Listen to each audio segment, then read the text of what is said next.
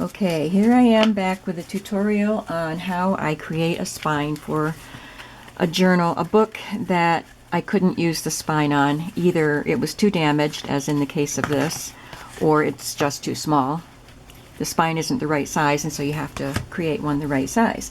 As I showed in the other video, I complete my pages. They're fully decorated, except for a few finishing touches. And then you can't see it here, I have a measuring ruler on the bottom of my board here, and so I just kind of hold these to it and see that I can't push it any further. 2 inches is a good spine for this without making it too fat, I guess. So I already cut my piece of chipboard.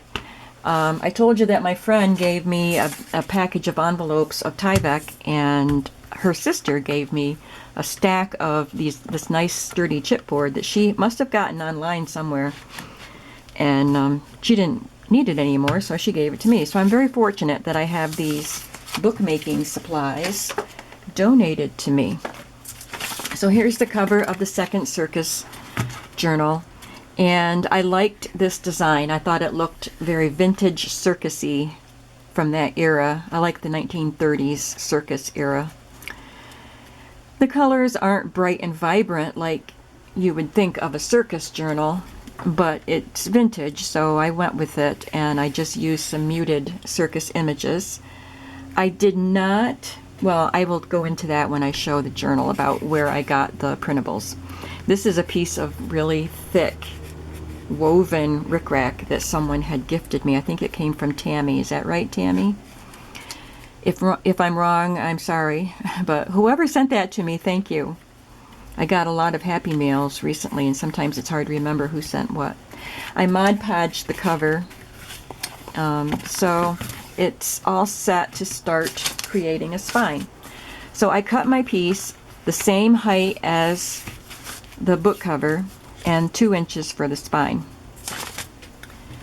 So I'm going to get out my red line tape again. It's 1/4 inch, and I will just apply it to the chipboard.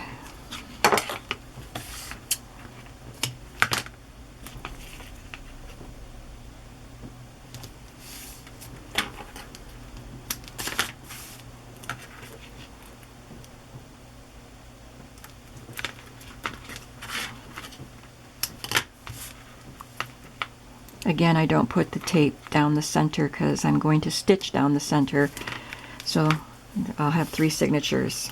So 3 rows of stitching, and that will hold everything in place. And then I will take my Tyvek and apply it to the edge of this, just to make sure nothing is loose.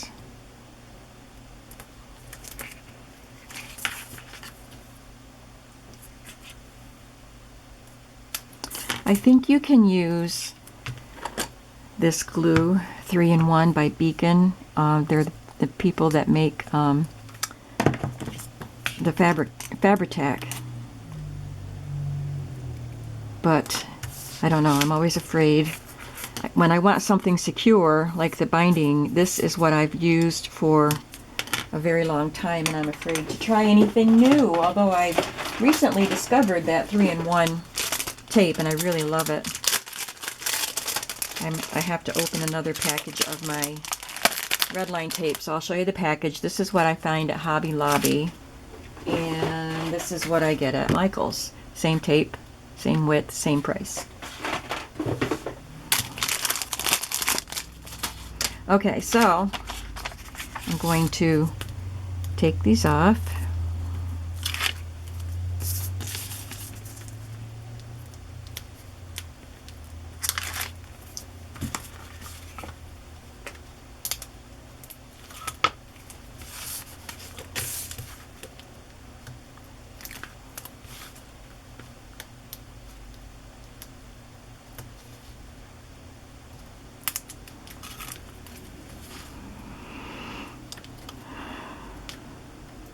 Sorry, I can't think of anything to say. Okay. So I use the grid on my board here to line things up. So I take my front cover, I have it face down, and I line it up so it's up against a line here and a line here at the bottom. And then I put this in the next to it, and I put a tiny little space between so it has room to bend. And then I put the back on. And what I didn't, okay, I was going to say I didn't put tape here. I think I need to. I'll just run glue along there. Because the Tyvek has tape, but then this edge might be loose, so I want to make sure that it's secure. So I'll put a little bit of glue along the edge.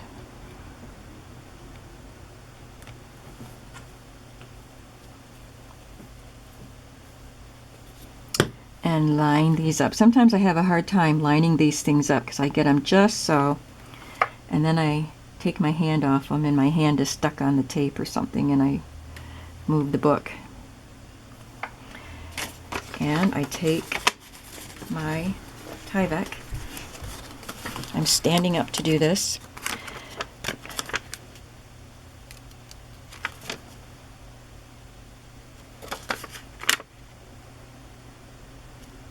And just lay it down. It's important to take some time to do this properly so that everything is straight. This is the foundation of your journal. Get a baby wipe out here. So, you know, I'm not a fuss budget.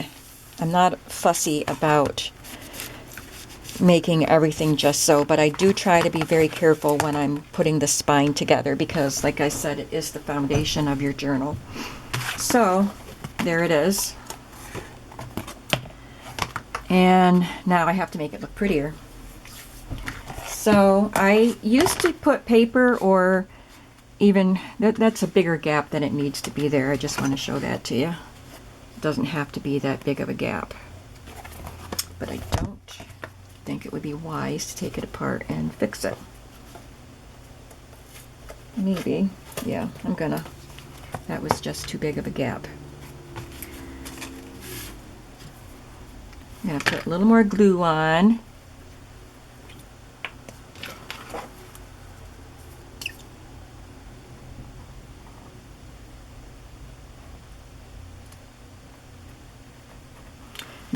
This paper peeled up a little bit there when I pulled it off, so I'm going to put glue underneath that too.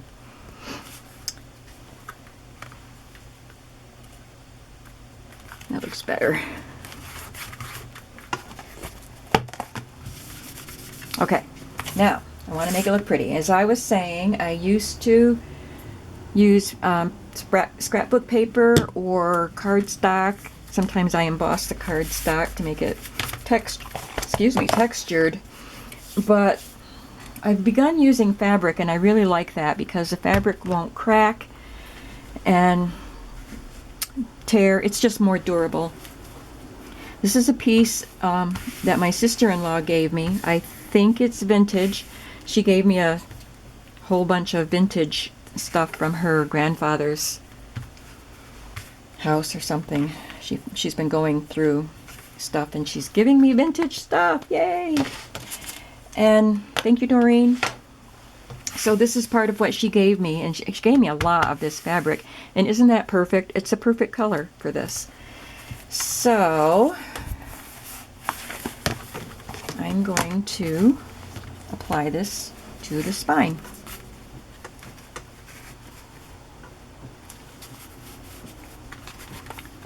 I need to trim a little bit off that.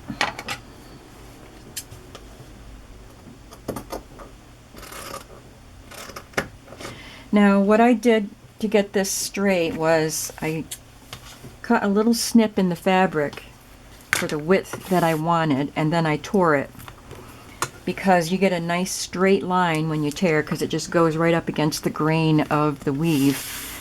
And then I trimmed. You get lots of little, like that. Get them all the way up. So I trimmed more of that off, but I am going to put some lace along the edge. If I wasn't going to do that, I would not tear it because it gives a little bit of a ragged look, which is okay for a vintage book, but I am going to put some lace along the edge to hide that ragged edge. All right, so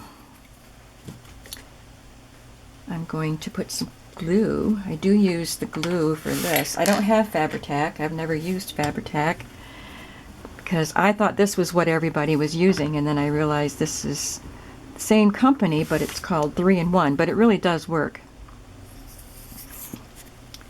for the fabric, but maybe when I run out of this, I'll buy some Fabri-Tac. So I'm just going to apply some glue.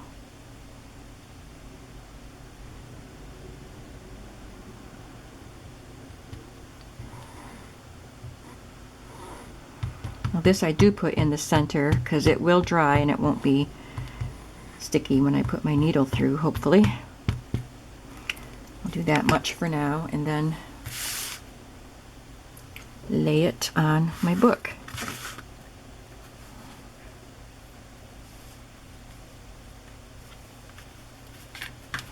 I try to line it up so it's evenly distributed, so it's not wider on. I don't usually do a great job doing that, but I try. You can tell better. Oops, it's got glue on the back.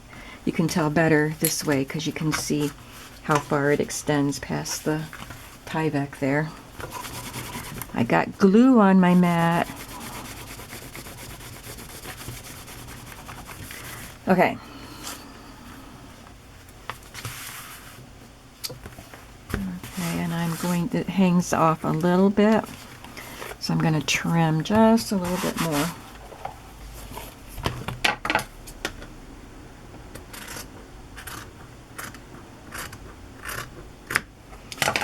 And apply some more glue.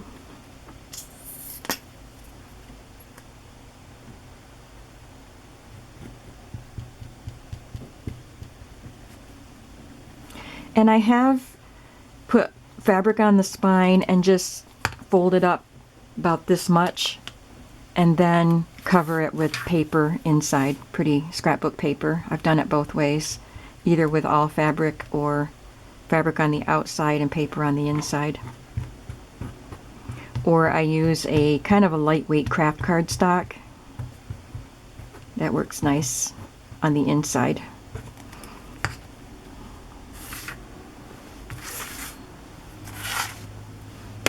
Whoops. Sorry, I keep hitting you.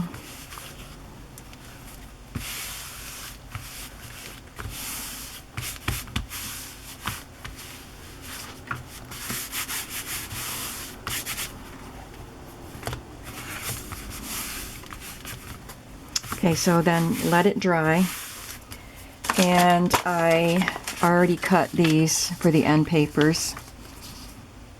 Sometimes if I cut it a little short, like right there, it's a little bit short, then I just plan on putting a pocket down here. So I make sure the top fits. And I can use the red line tape to put this on, but I always use some Fabri-Tac where it touches the fabric because I think it'll hold better that way. So I think we'll just go ahead and do that now.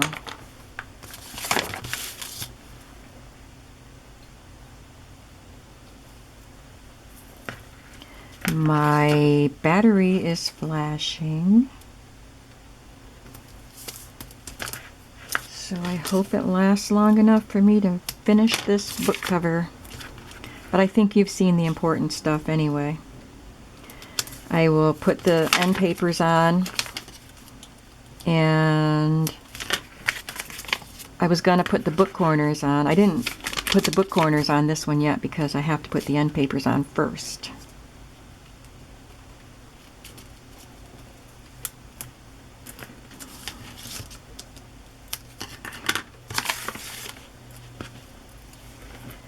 So maybe I'll just do the front and not the back because it'll just be repetitive. I'll do the back when you're not watching. peel this off again. I have an ATG gun, which I'll probably use for the middle here, but I think this red tape is stronger, so I use that for important things like this. And whoops, just dropped some lace into my garbage. And then I'll use this for the middle. Oh, of course, I just ran out. So you can watch me change my tape. I never see people using these in their videos. Do any of you have these? Used to be, I saw people using them all the time.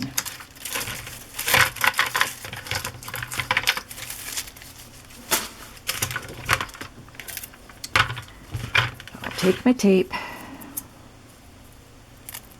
put it on there. It's a double-sided tape runner.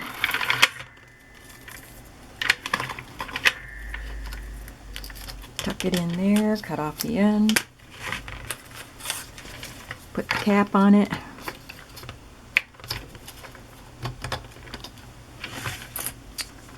Break the tape here so it'll release. Okay, sorry about that. Let's try that again.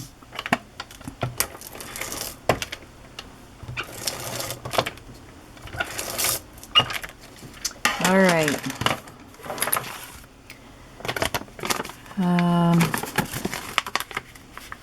I guess see where I need to put the glue. Make sure I get it all the way up to the top. Here, that looks good.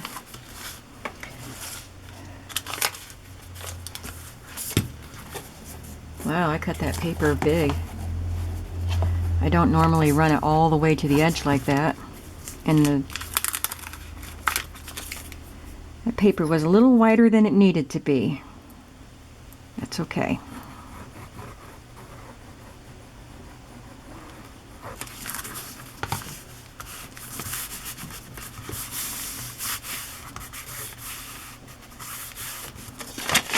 And then I'll do the same here, but I won't make you watch me do that. So I will put the corners on. At least I'll do maybe the front corners.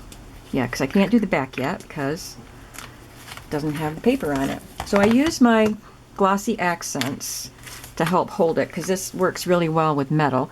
And this might too. I've never tried it with that, but I have my glossy accent here. I just put a little bit down there on the book corner. Slip it on where it belongs. And then, excuse the noise, I take my little hammer and pound the side down. I'm at an awkward angle.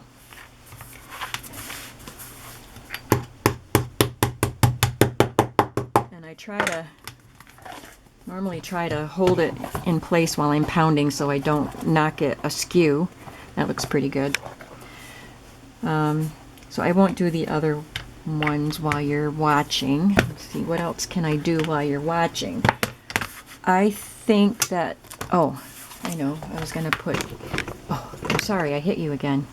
I need to put something along the edges, and I had all these different options.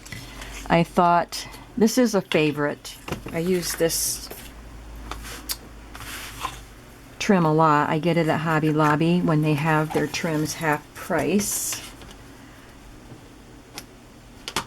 I had to trim off a little bit of fraying there, but I thought it was a little bit too big and made it too busy. I would put rickrack on it because it's a circus journal and rickrack just seems to go with circus, but I have a large piece there, so I don't want to put rickrack on the edge.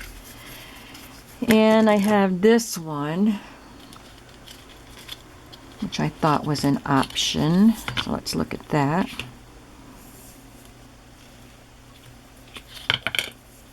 That looks nice. I like that. And then I have this one.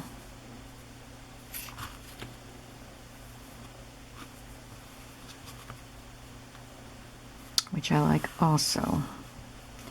I think this one looks less busy though. I really thought I was going to go with this one, but I think that I like the look of this one better. So I'm going to glue that.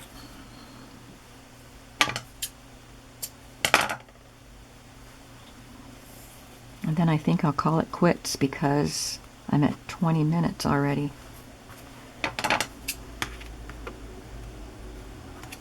And if you have any questions, if I didn't cover something that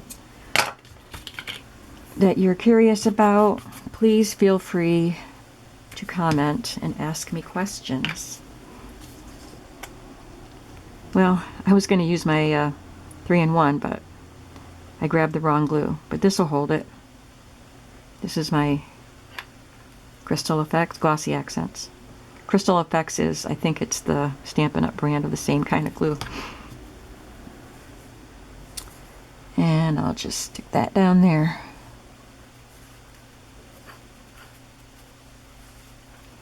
And I'm also going to put something down the spine because that's a rather plain spine. I have this that I might use. I think I'll probably use that. Yeah, I'm going to use that. So after I glue or stitch the signatures in, I will glue this on it. And for this one, I probably will use the hitch fastener. And if not, I'll use one of those elastics. I didn't get out the colors that match this book though. So I hope that this was helpful to you.